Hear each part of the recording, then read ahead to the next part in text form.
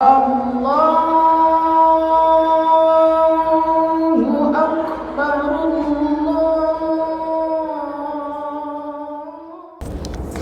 Assalamualaikum warahmatullahi wabarakatuh.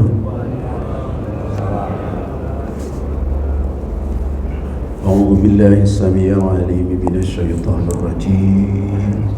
Bismillahirrahmanirrahim. Alhamdulillahi rabbil alamin. Wassalatu wassalamu ala sayyidil mursalin sayyidina maulana Muhammad wa ala alihi wa ashabihi ajma'in wa la hawla wa la quwwata illa billahil aliyyil azim. Allahumma aftah lana hikmataka wa anshur alaina rahmataka min khazaini rahmatik ya arhamar rahimin. Allahumma aftah lana futuhal arifin waj'alna minal ulama'il 'amilin waj'al a'malana khalisatan liwajhikal karim. Allahumma anfa'na bima 'allamtana wa 'allimna ma yanfa'una wa zidna ilma warzuqna fahma.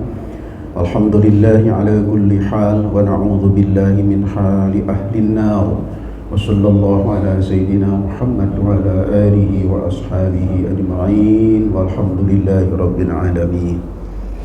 Bapak-bapak, ibu-ibu, anak-anak, saudara-saudara yang dimuliakan Allah SWT, alhamdulillah pagi ini kembali kita dapat menghirup kehidupan.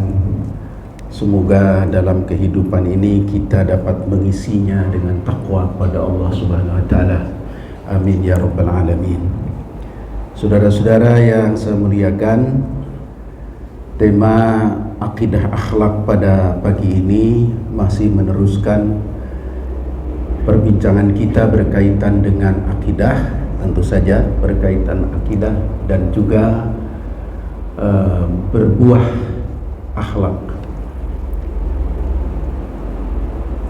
Dalam satu riwayat diungkapkan oleh Imam Ahmad dan Imam Muslim dari sahabat Sufyan bin Abdillah Al-Thaqafi. Beliau mengatakan, aku berkata kepada Rasulullah, ya Rasulullah, qul li fil islami qawlan la as'alu anhu ahadan ba'dak.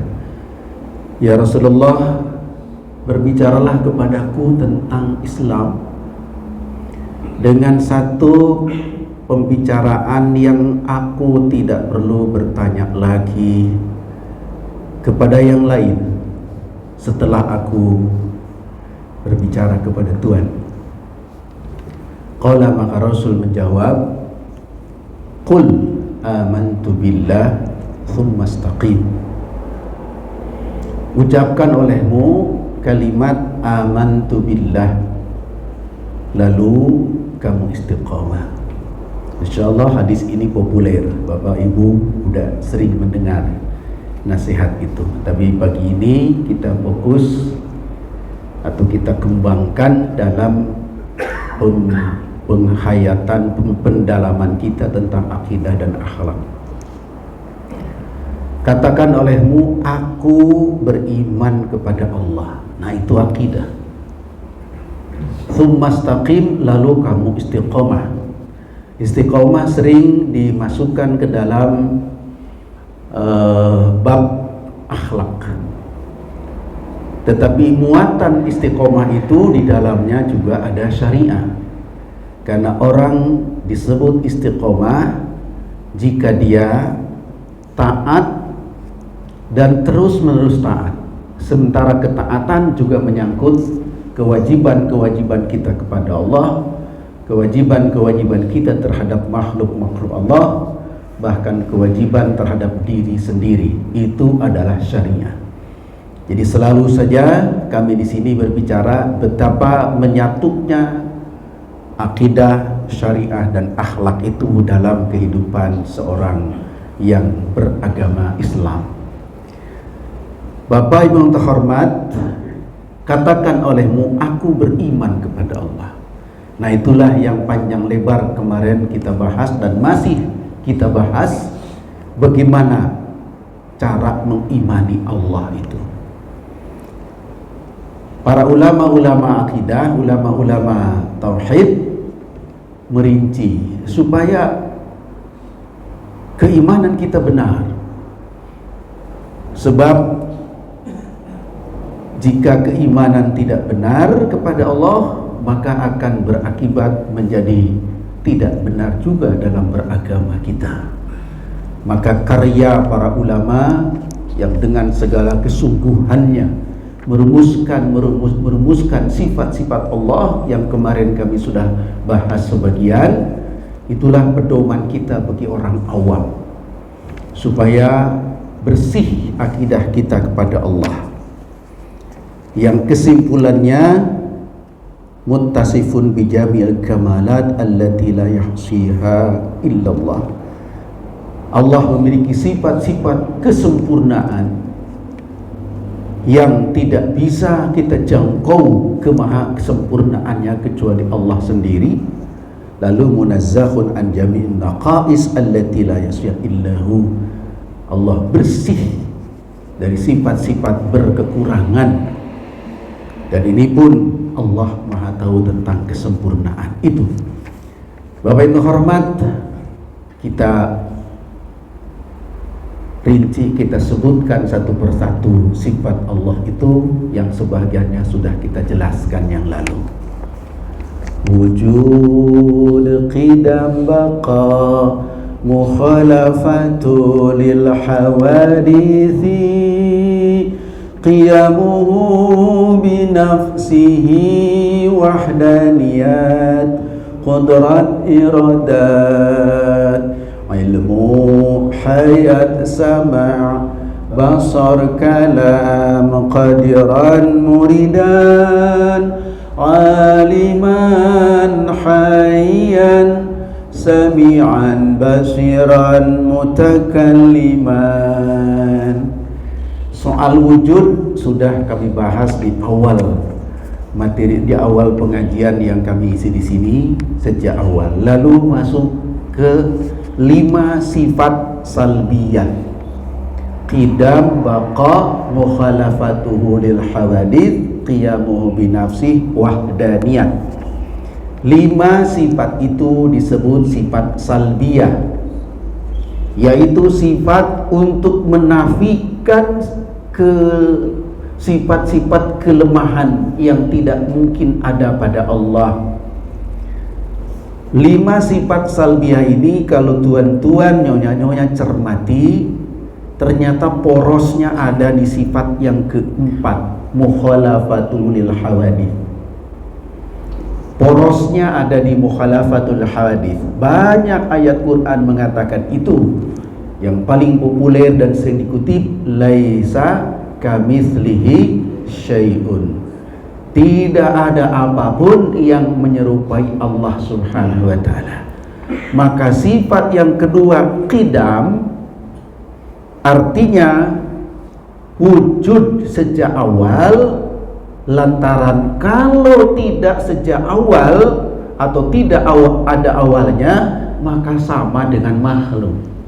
Sama dengan makhluk itu menyalahi sifat keempat, mukhalafatul lil hawadith.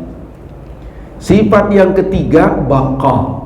Baqa itu adalah abadi, tidak ada akhirnya. Kalau ada akhirnya, maka menyalahi mukhalafatul lil hawadith. Sebab yang ada akhirnya adalah makhluk. Qiyamuhu binafsi, Allah maha mandiri, maha kaya. Sebab kalau tidak mandiri berarti sama dengan makhluk, menyalahi mukhalafatul lil hawadith. Wahdaniyat, Allah maha esa. Sebab kalau tidak maha esa, maka tidak maha kuasa, dan berarti sama dengan makhluk, menyalahi mukhalafatul lil hawadith. Jadi pemahaman mukhalafatul hadis ini penting banget dalam akidah kita untuk memahasucikan Allah Subhanahu wa ta'ala, berbeda dengan makhluknya yang serba berkekurangan. Oleh karena itu, sifat salbiyah yang 5 ini membersihkan keyakinan kita terhadap Allah dari sifat-sifat makhluk, dari sifat-sifat yang serba berkekurangan. Insya Allah jika kita bersih akidah itu, yang rinciannya diungkapkan dalam 5 sifat salbiyah tadi, maka kita sudah lurus bersih akidah kita kepada Allah. Dan itu sifat melekat pada pribadi Allah yang wujud itu.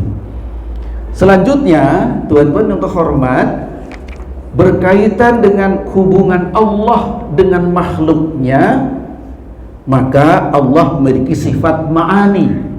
Ini pun melekat pada diri Allah Subhanahu wa taala, satu qudrat.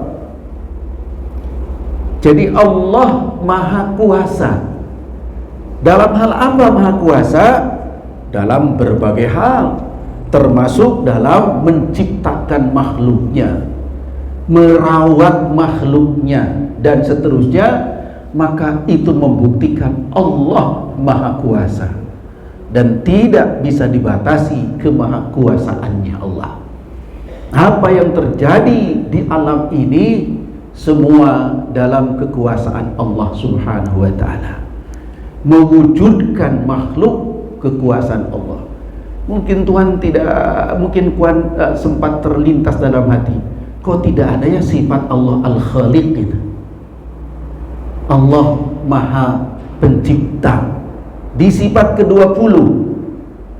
Padahal pasti sifat Allah juga. Allah itu sang pencipta kita, sang pencipta alam. Iya. Tapi Al-Khaliq itu sebetulnya sudah ada di dalam sifat qudrat. Karena pencipta itu Allah Subhanahu wa taala. Maka Allah Maha Kuasa. Kekuasaan Allah meliputi penciptaan. Bahkan kalau tuan-tuan tadi ba'da salat subuh kita baca La ilaha illallah wahdahu la syarikalah, lahul mulku wa lahul hamdu, yuhyi wa yumit wa huwa ala kulli syai'in qadir. Allah itu maha menguasai, maha raja di raja. Yuhyi menghidupkan, wa yumit mematikan. Terhadap semua itu Allah Maha Kuasa, wa huwa ala kulli syai'in qadir. Jadi keyakinan kita ketika kita menemukan bukti semua alam yang diciptakan oleh Allah Subhanahu wa taala, Allah Al-Khaliq, dan kita semua makhluk, maka itu ada dalam sifat qudrat Allah Subhanahu wa taala, kemahakuasaan Allah Subhanahu wa taala. Tidak boleh ragu sedikit pun tentang sifat qudrat Allah Subhanahu wa taala. Menciptakan apapun bagi Allah itu adalah mudah. Menciptakan di awal penciptaan, ketika makhluk itu belum ada apapun, lalu Allah menciptakannya, Allah kuasa. Lalu kelak Allah menghancurkan di hari kiamat sehancur-hancurnya. Itu pun Allah Maha Kuasa. Nah, kalau kita ukur dengan kekuasaan yang Allah berikan kepada makhluk, terbatas sekali, kecil sekali kekuasaan makhluk ini. Kemampuan makhluk ini kecil sekali. Tetapi kekuasaan Allah adalah mutlak dan maha sempurna. Menciptakan Allah Maha Kuasa, menghancurkan Allah Maha Kuasa, menciptakannya kembali Allah Maha Kuasa. Kalau bukti penciptaan di awal penciptaan Allah nyata kita saksikan dan kita yakini kemahakuasaannya, maka penciptaan untuk kedua kalinya kelak setelah dibinasakan semuanya juga Allah Maha Kuasa. Jadi kekuasaan Allah adalah mutlak, tidak terbatas. Lalu sifat berikutnya adalah iradah, maha berkehendak. Kehendak Allah tidak didikte oleh kita. Walaupun kita boleh memohon kepada Allah, kita cuma sebatas memohon. Doa itu adalah hanya permohonan kepada Allah. Bahwa Allah akan berkehendak apa, mutlak itu pada diri Allah Subhanahu wa ta'ala. Apapun yang terjadi adalah kehendak Allah. Kehendak Allah adalah mutlak juga, tidak dipaksa, dipengaruhi oleh apapun. Walaupun kemudian Allah mengungkapkan rasa kasih sayangnya kepada makhluk, yang berdoa dikabulkan oleh Allah, tapi pengkabulan itu iradah Allah Subhanahu wa taala. Kita tidak bisa memaksa. Kita ambil contoh berdoa kepada Allah, lalu minta ini, minta ini. Oh, itu diperintahkan Allah, silakan kalian berdoa. Ud'uni astajib lakum. Aku kabulkan doa. Tapi pengkabulan itu bukan Allah terpaksa. Pengkabulan itu mutlak iradah Allah juga. Oleh karena itu, ketika kita berdoa, sesungguhnya kita bukan mendikte Allah minta itu lalu harus dikabulkan sesuai dengan permintaan kita. Jadi Bapak bisa bayangkan, Ibu bisa bayangkan, jika apa yang kita mohon lalu Allah harus perkenankan persis seperti kita mohon, rusak alam ini. Sebentar lagi musim pemilu nih, akan ada calon presiden. Masing-masing presiden sholat hajat, saum sunnah, sodakoh, bagi-bagi sembako, doanya mantep semua, minta jadi presiden. Calonnya tiga apa dua saya tidak tahu. Kalau dua-duanya mesti dikabulkan, jadinya apa? Presidennya dua, mending cuma dua. Kalau 9 presidennya.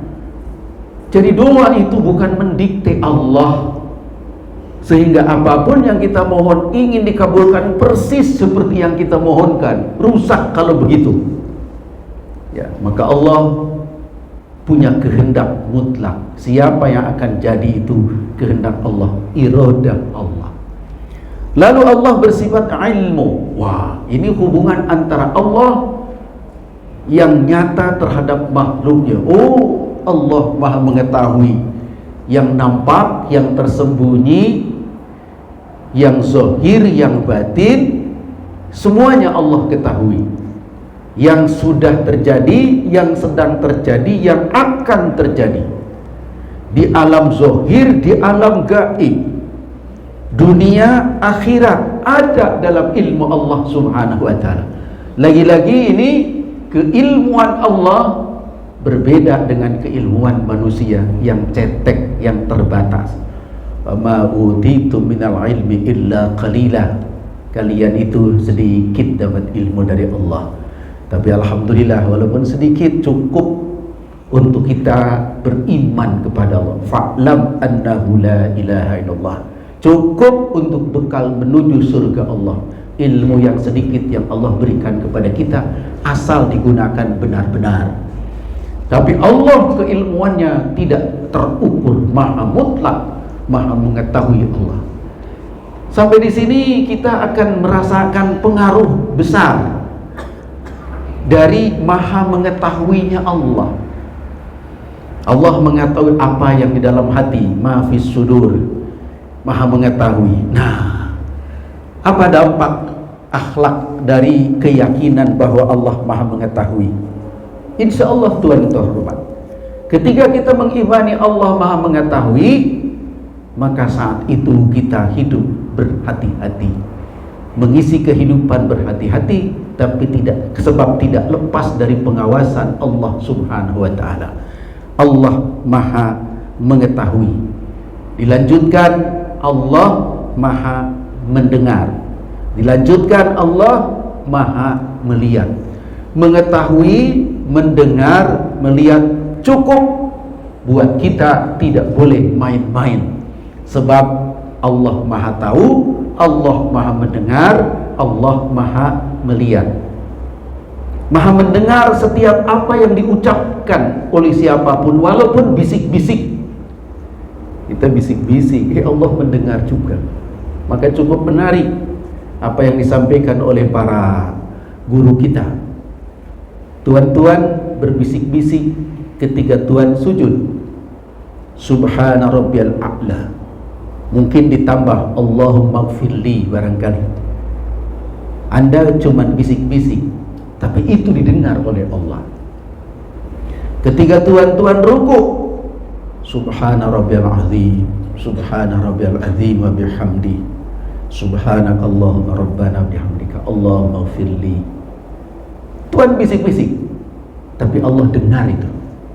Maka dengan mantap ketika Anda bangkit dari ruku, sami Allahu liman hamidah. Jadi di situ ada muatan akidah itu. Tidak ragu, segala sesuatu didengar Allah. Maka mengapa masih ada orang yang bisik-bisik, bicara buruk, bisik-bisik, bicara fitnah, bisik-bisik, merundingkan makar? Karena Quran banyak menyebutkan itu. Banyak orang yang membuat makar dengan cara bisik-bisik. Rapat gelap, itu ada yang rapat gelap, diam-diam bikin rapat, tujuan tertentu yang tidak bagus. Apa merasa tidak didengar oleh Allah? Itu bisik-bisiknya itu, rapat gelapnya itu. Bagi yang berakidah tidak ada gelap-gelapan, pokoknya terang semuanya bagi Allah. Kalimat yang diucapkan bisik-bisik Allah dengar. Rapat, rekayasa dan sebagainya yang ngumpet-ngumpet Allah lihat. Segala aktivitas Allah ketahui. CCTV itu kecil itu. CCTV itu orang bisa diapain ya? Dimatiin, bisa ditutup, bisa direkayasa dan sebagainya. Kecil. Tapi itu bagian dari peringatan buat kita. Ada orang takut kepada CCTV, tapi heran tidak takut kepada Allah. Gak ada apa-apanya CCTV itu. Pantauan Allah lebih sempurna. Nah, inilah saatnya jika kita meyakini sifat Allah Maha mengetahui, Maha melihat, Maha mendengar. Pengawasan apa lagi yang dibutuhkan jika itu sudah ada dari Allah Subhanahu wa ta'ala? Maka dulu pada zaman Pak Harto itu ada program Waskat, pengawasan melekat. Kalau tidak salah Pak Sarwono siapa itu menterinya dulu yang ditugaskan itu. Ya, itu manusia mengawasi manusia. Kecil sekali pengaruhnya itu. Tapi pengawasan melekat yang paling penting adalah merasa diawasi oleh Allah Subhanahu wa ta'ala, lahir batin, baik berupa kata-kata, berupa perbuatan dan lain-lainnya dalam pengawasan Allah Subhanahu wa ta'ala. Allah Maha mengetahui. Apakah cuma kita yang Allah ketahui? Tidak, segala sesuatunya Allah kuasai. Kita bukan kita, manusia bukan manusia, dunia bukan dunia, semuanya Allah ketahui dari awal sampai akhir. Nah, tuan-tuan hormat, jadi sifat ma'ani oleh para ulama dirumuskan ada 7 sifat: qudrat, iradat, ilmu, hayat, sama, basar, kalam. Kalam kaitan dengan komunikasi Allah dengan hambanya, dengan makhluknya. Hayat menjadi inti karena Allah Maha Hidup. Nah, mohon maaf lagi, saya pernah mengutip kalau tidak salah di sini ada aliran filsafat di Eropa yang sampai mengatakan God is dead. Tuhan telah mati. Tentu saja ini manusia-manusia yang tidak puas dengan keyakinan yang dia anutnya, frustrasi, lalu mengatakan Tuhan telah mati. Rupanya tadinya percaya kepada Tuhan, tapi kalau sudah mati bagaimana? Tidak percaya lagi kepada Tuhan. Itulah lantaran keyakinan yang tidak makrifat, tidak paham dengan benar, lalu akalnya menyimpang sampai kepada kesimpulan seperti itu. Na'udzubillah min dzalik. Allah Maha Hidup. Seluruh alam ini adalah dikuasai oleh Allah, dirawat oleh Allah yang Maha Kuasa. Pasti Allah itu adalah hidup. Hidup lawannya mati. Justru yang menghidupkan, yang mematikan Allah itulah. Dan itulah keyakinan kita umat Islam. Tuan yang terhormat, ada ulama yang mencukupkan sampai 13 saja sifat itu. Karena sifat berikutnya hanya memperkuat kudrat, iradat, ilmu, hayat, sama, basar, kalam. Lalu kemahakuasaan Allah, iradat Allah, ilmu Allah, hidup Allah, maha mendengar Allah, maha melihat Allah, dan maha berkomunikasi, maha berkalam Allah, itu selalu melekat abadi selamanya kepada Allah. Maka kemudian diperkuat dengan kalimat kaunuhu qadiran, adanya Allah selamanya lazimatul qudrah, selamanya berkuasa. Kagak seperti makhluk, kemarin berkuasa sekarang lengser.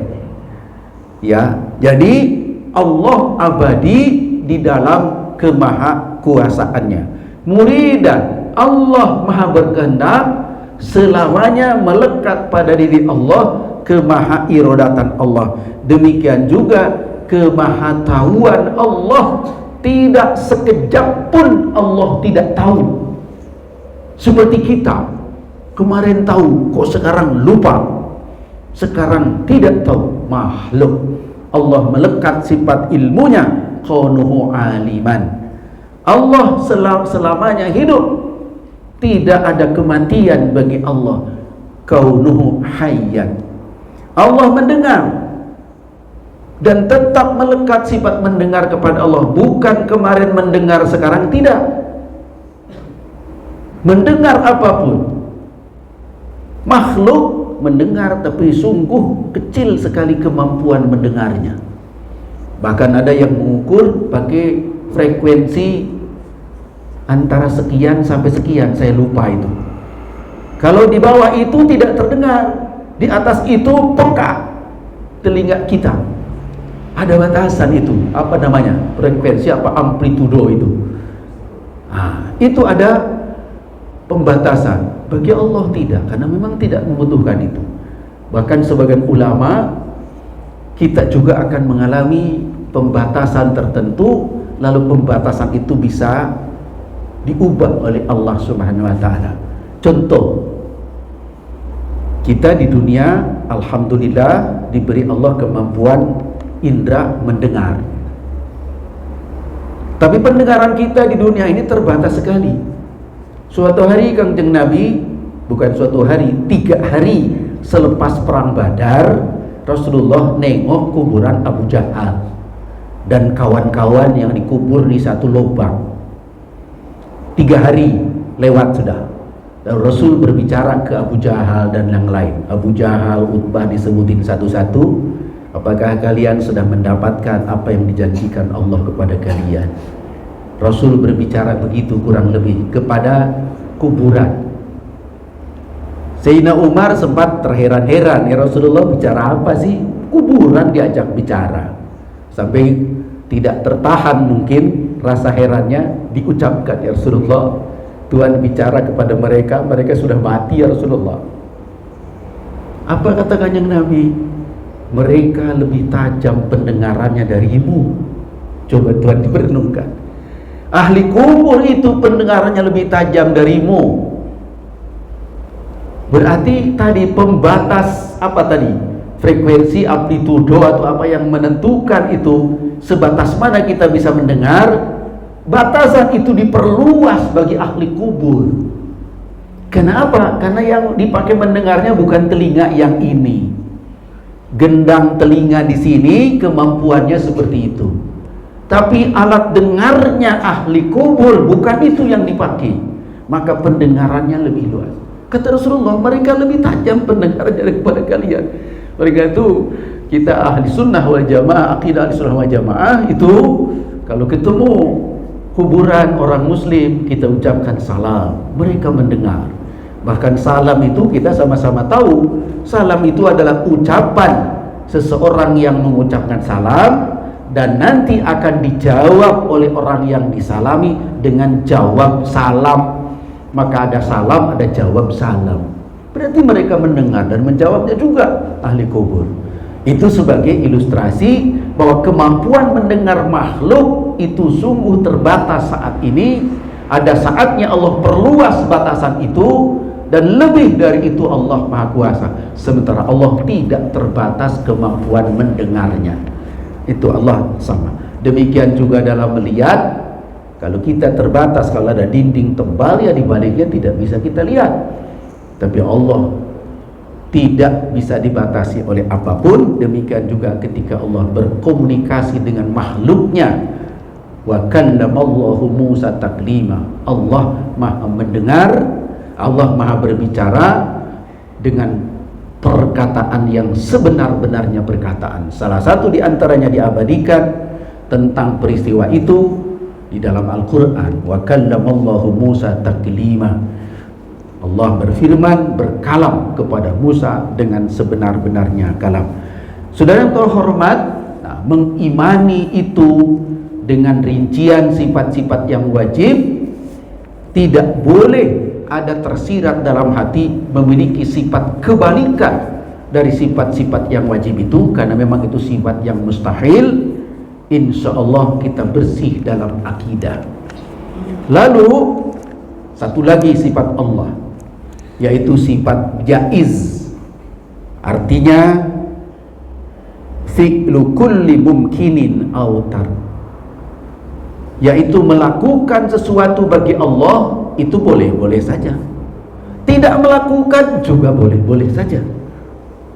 Jadi Allah boleh-boleh saja, mungkin saja menciptakan apa, dan mungkin saja tidak menciptakan apa-apa. Bagi Allah tidak ada ikatan apa-apa untuk itu, maka disebut sifat jaiz Allah Subhanahu wa ta'ala.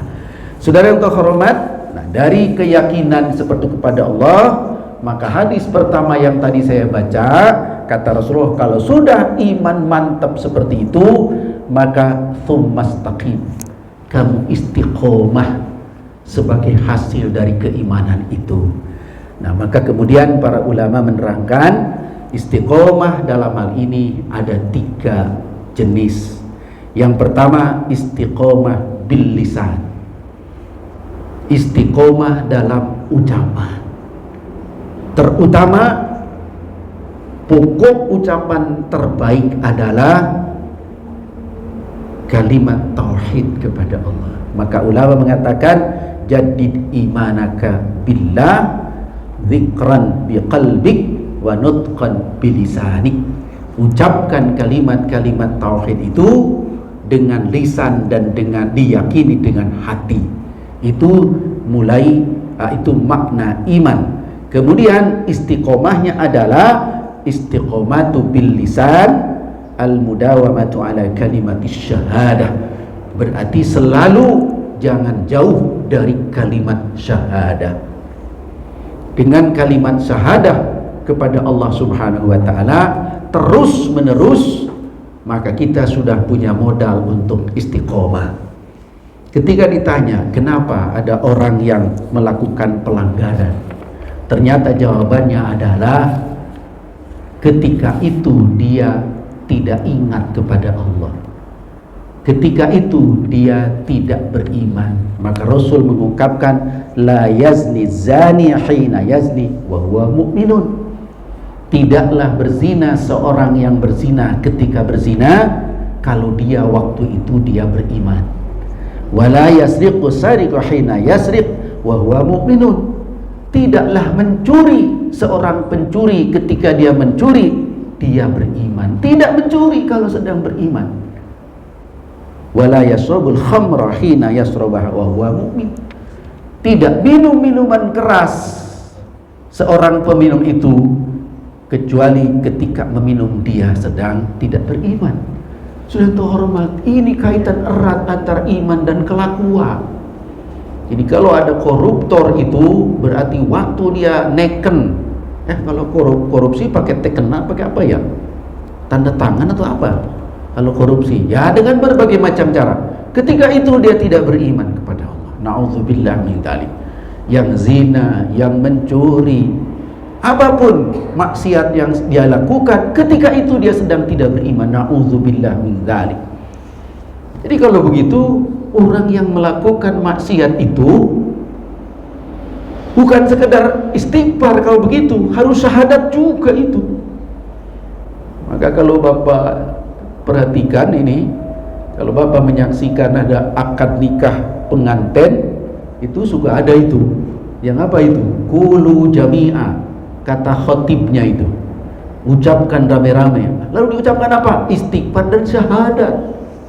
Walaupun tidak diperintahkan begitu sebetulnya dalam ilmu fikih. Apakah syaratnya pernikahan harus mengucapkan kalimat syahadat dan istighfar? Tidak juga kalau dalam kajian fikih. Tapi mungkin kalau bicara akidah itu penting.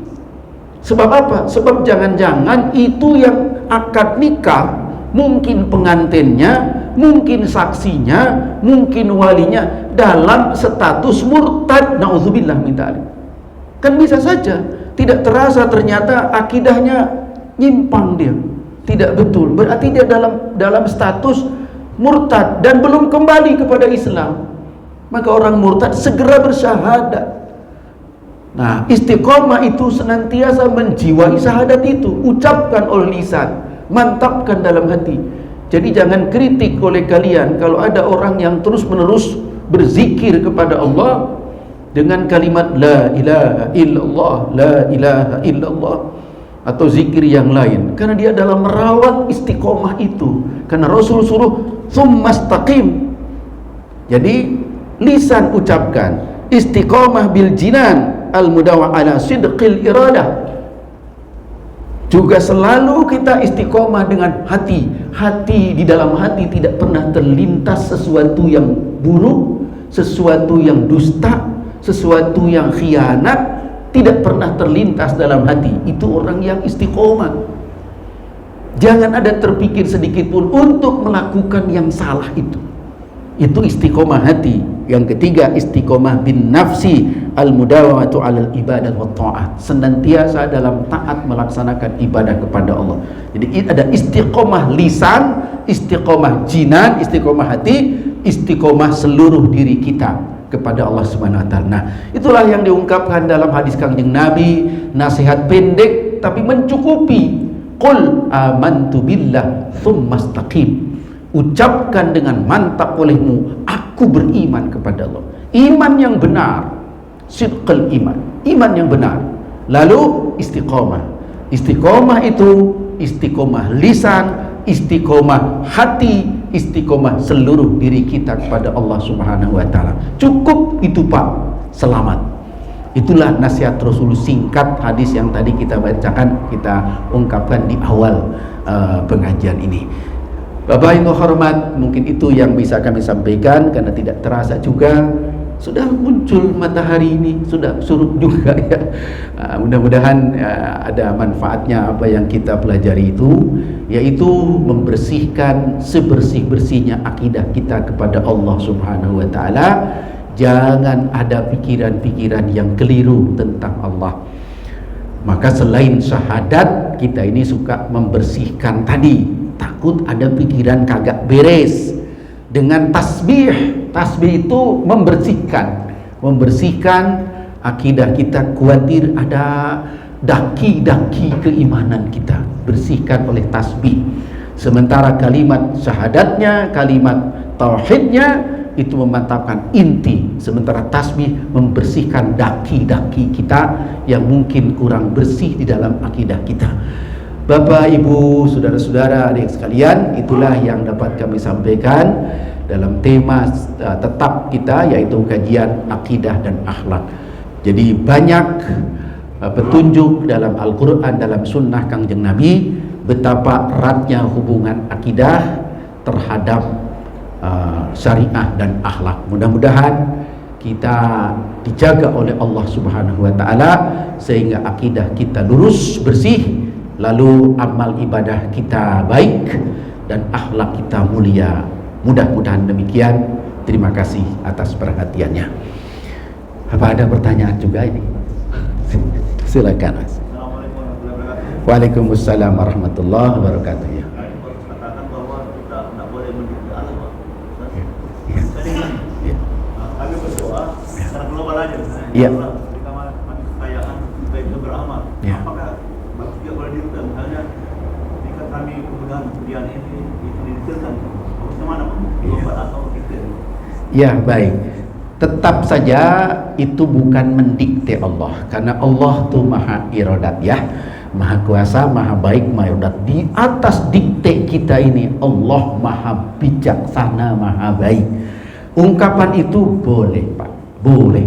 Ya Allah, saya mau jual rumah, mudah-mudahan cepet laris, harganya maunya sih segini. Oh, masa doa sampai segitu ya?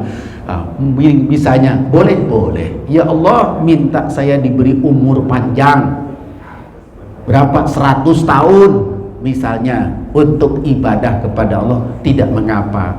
Itu sekedar permohonan kepada Allah dan Allah memerintahkannya. Cuman saja kalau permohonan itu sesuatu yang duniawi, harus ditambah dengan diridhoi, diberkahi oleh Allah. Sebab kalau bapak minta dikasih duit tanpa keberkahan, duit bikin sengsara. Nah, maka kalau permohonan keduniaan kita tambahkan yang barokah, yang diridhoi Allah, yang membawa kebaikan. Tapi kalau permohonannya urusan akhirat, tidak usah pakai keterangan apa-apa juga boleh. Ya Allah, aku mohon ridho dan surgamu. Tidak usah pakai kata-kata surga yang membawa keberkahan, tidak usah, cukup karena surga pasti ya. Tapi kalau keduniaan, kita kasih tambahan catatan, tambahan keterangan yang membawa kebaikan.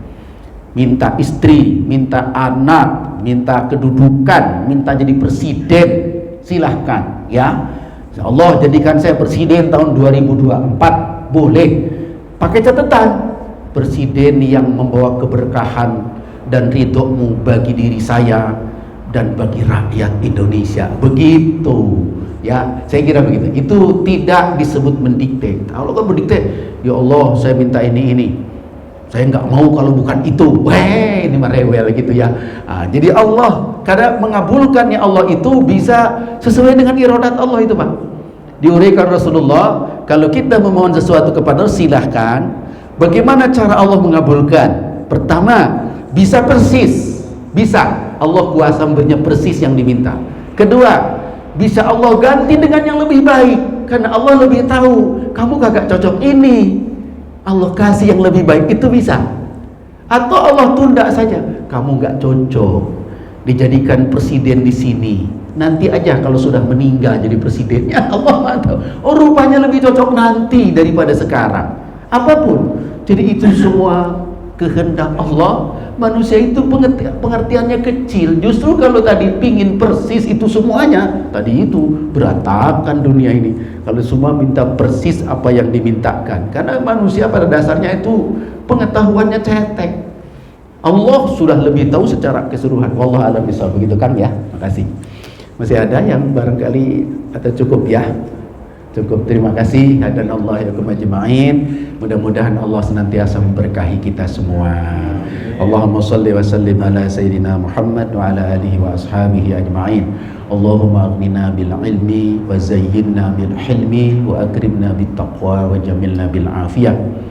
Rabbana la tusallid alaina bi dhunubina man la yakhafuka wa la yarhamuna ya rabbal alamin.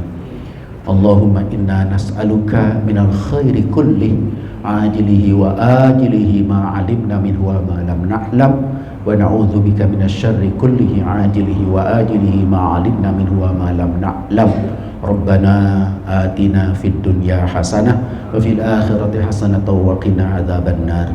Wa sallallahu ala sayyidina Muhammad wa ala alihi wa ashabihi ajma'in bi fadli subhana rabbika rabbil izzati amma yasifun wa salamun alal mursalin walhamdulillahi rabbil alamin.